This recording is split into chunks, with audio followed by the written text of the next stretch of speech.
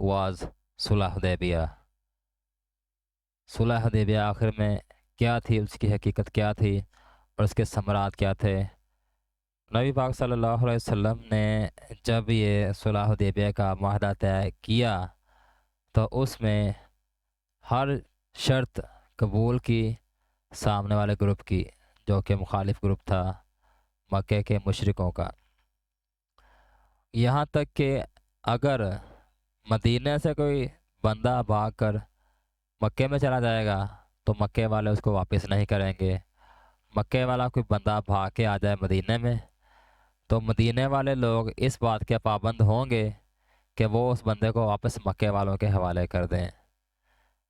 اور یہاں تک کہ انہوں نے جب یہ معاہدہ لکھا تو تب ہمارے نبی پاک صلی اللہ علیہ وسلم کو یہ بھی نہیں لکھنے دیا کہ وہ اللہ کے رسول ہیں، کیونکہ انہوں نے کہا ہمیں اسی بات میں تو اختلاف ہے. یہ بات بھی مان لی.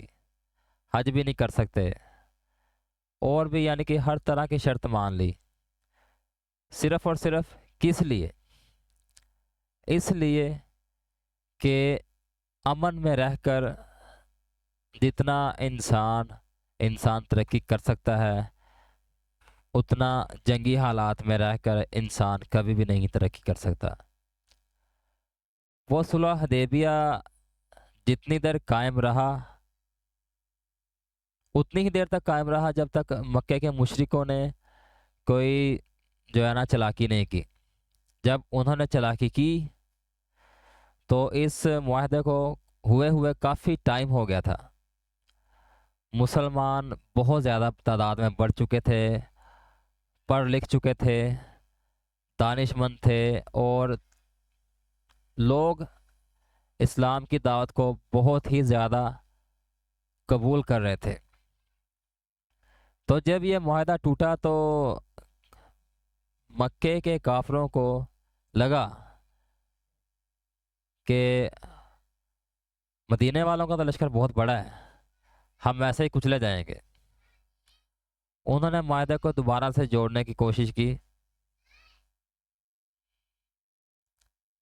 لیکن پھر مکہ ایسی فتح تھی کہ جس میں خون خرابہ ہوا ہی نہیں. آخر اس کا یہ نکلا.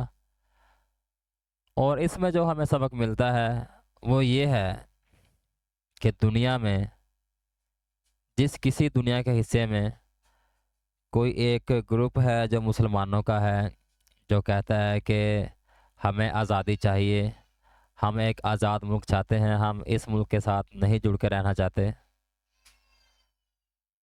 ان لوگوں کو اس بات پہ بہت ہی زیادہ صلح حدیبیہ کو اپنا آئیڈل بنانا پڑے گا. سب سے پہلے اس کو جو ان لوگوں کو چاہیے خریدنا وہ ہے امن. مسلمان اس دنیا پر حکومت کرنے کے بعد سے لے کر اب تک امن میں نہیں ہے. ٹھیک ہے، وہ اسی بات میں ابھی تک اڑتا پھر رہا ہے کہ شاید ہم دنیا کے بادشاہ ہیں ابھی بھی. لیکن اب حقیقت بدل چکی ہے. جو امن صلح حدیبیہ کے ذریعے سے مسلمانوں نے حاصل کیا تھا، سب شرطیں مان کر سامنے والے طاقتور گروپ کی، وہی دور اندیشی ہمیں بھی اختیار کرنی پڑے گی. یہ تو کشمیر میں ہو رہا ہے، یہ جو لوگ مظاہرے کرتے ہیں، نکلتے ہیں، باہر نکلتے ہیں، لڑتے ہیں، پولیس سے فوج سے لڑتے ہیں، انڈیا کی پولیس اور فوج سے لڑتے ہیں، یہ سوائے بے وقوفی کے اور کچھ نہیں. اگر کچھ تھوڑا بہت سمجھوتا کر کے امن ملتا ہے تو اس کو خریدو، اپنے نوجوانوں کو پڑھاؤ لکھاؤ. اپنے جس ایریا میں کشمیری لوگ رہتے ہیں یا فلسطین کے لوگ رہتے ہیں ان میں انویسٹمنٹ لاؤ، اپنا معیار زندگی بدلو.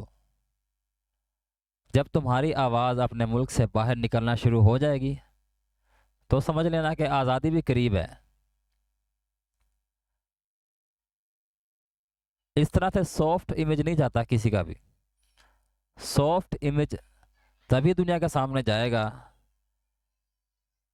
جب تم لوگ اپنی پڑھائی لکھائی میں، اپنی تحقیقات میں، انویسٹیگیشن میں، انوینشنز میں، اور امن کے زیادہ خواہی ہونے کے راہ میں چلو گے، اور دوسری سائڈ تم پر حملہ کرے، تم پر ظلم کرے، تب دنیا تمہاری آواز سنے گی۔ جب ہم لوگ خود ہی، مسلمان لوگ خود ہی جب بے امنی کا رویہ اختیار کریں گے، تو دوسرے لوگ، باہر کی دنیا کیسے ہمیں سننا پسند کرے گی؟